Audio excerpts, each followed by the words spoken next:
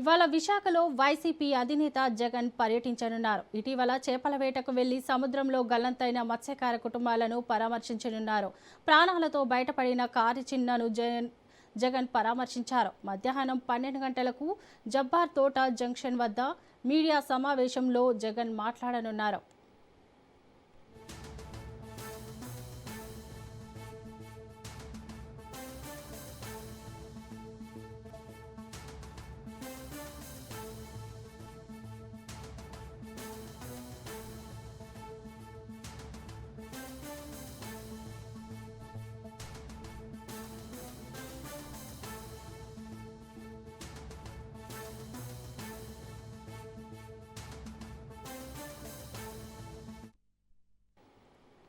ఇవాళ విశాఖలో వైసీపీ అధినేత జగన్ పర్యటించనున్నారు. ఇటీవల చేపల వేటకు వెళ్లి సముద్రంలో గల్లంతైన మత్స్యకార కుటుంబాలను పరామర్శించనున్నారు.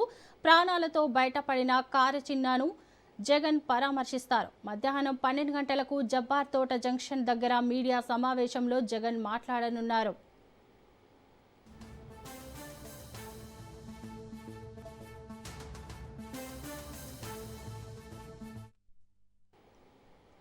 ఇక ఇదే అంశంపై మరింత సమాచారం మా ప్రతినిధి కిరణ్ అందిస్తారు. చెప్పండి కిరణ్. గుడ్ మార్నింగ్ శోభ.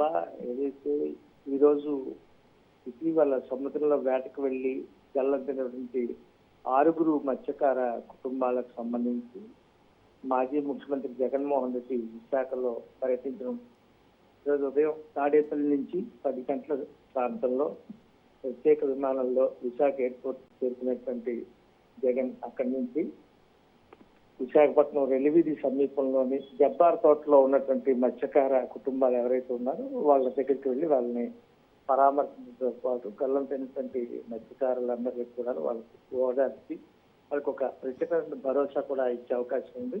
మొదటి నుంచి కూడా ఈ గల్లంతైన వాళ్ళ జాడ కనుక్కోవడంలో కూటమి ప్రభుత్వం విఫలమైందంటూ ఆరోపణ చేస్తున్నటువంటి వైసీపీ ఈ రోజు ఒక ప్రత్యేక ప్రకటన కూడా చేసే అవకాశం ఉంది.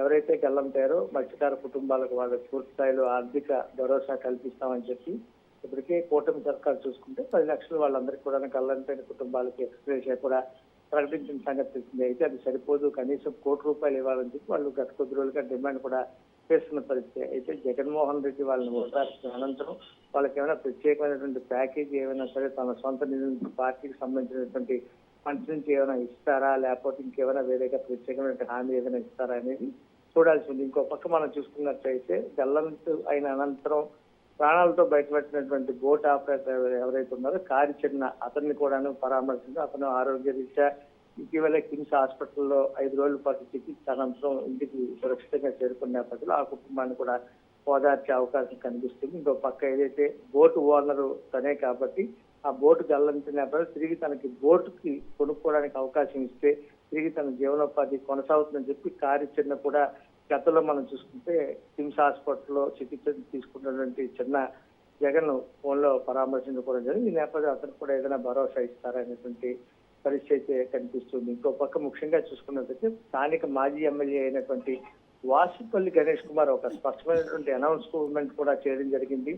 ఏదైతే మత్స్యకార కుటుంబాలు ఏవైతే ఉన్నాయో ఇక్కడి నుంచి వేదికగా మావిగన్ కి సంబంధించి ఏమైనా సరే ప్రత్యేక అనౌన్స్మెంట్ చేస్తారా, లేకపోతే ఇక రాష్ట్రంలో తను పాదయాత్రకు రంగంలోకి దిగుతారనేటువంటి ఒక స్పష్టమైనటువంటి ప్రకటన కూడా జగన్ చేసే ఛాన్స్ అయితే కనిపిస్తాయని చెప్పి అనూహ్యంగా 2 రోజుల క్రితం ఏదైతే ఈ జబ్బర్ తోట ప్రాంతంలో ఉన్నటువంటి పరిస్థితులన్నింటినీ అదేవిధంగా ఆ మత్స్యకార కుటుంబాలకు జగన్ పర్యటించిన నేపథ్యంలో ఆ ఏరియాలో అంతా కూడా నిశ్చితంగా పర్యటించిన నేపథ్యంలో ఎటువంటి అవాంఛనీయ సంఘటనలు జరగకుండా ఉండేందుకు పోలీసులు అయితే మాత్రం కట్టుదిట్టమైనటువంటి ఏర్పాట్లు చేస్తున్నారు. ట్రాఫిక్ అంతరాయాలు లేకుండా ఉండేలాగా అన్ని చర్యలు తీసుకుంటున్న క్రమంలోనే 2 రోజుల క్రితం మాజీ ఎమ్మెల్యే వాసుపల్లి గణేష్ కుమార్ అదేవిధంగా జిల్లా అధ్యక్షుడు కేకే రాజు కూడా ఆ ప్రాంతంలో పర్యటించిన పరిస్థితి. ఈ నేపథ్యంలోనే మాజీ ఎమ్మెల్యే కూడా ఒక అనౌన్స్మెంట్ చేశారు. జగన్ ఒక ప్రకటన చేసే అవకాశం ఉంది. మచిలీపట్నం, విజయవాడ, గుంటూరు కేంద్రంగా రాజధాని ఏర్పాటు సంబంధించి ఎప్పటి నుంచో మావిగన్ అనేటువంటి నినాదాన్ని వైసీపీ తెర మీద తీసుకొచ్చిన నేపథ్యంలో దాని మీద ప్రకటన చేస్తారా, అదేవిధంగా ఈ మత్స్యకార కుటుంబాలకు ఎలాంటి భరోసా ఇస్తారు అనేటువంటి మాటలు. ఇంకో పక్క మనం చూసుకున్నట్లయితే ఇక్కడి నుంచి పాదయాత్ర కొనసాగించే అవకాశం ఉంటుందా, రాష్ట్రంలో దానికి ఏమైనా ఒక ఫిక్స్డ్ డేట్ ఒకటి అనౌన్స్ చేసే అవకాశం ఉంటుందా అనేటువంటిది అందరూ కూడా ఆసక్తిగా ఎదురు చూస్తున్నారు శోభ.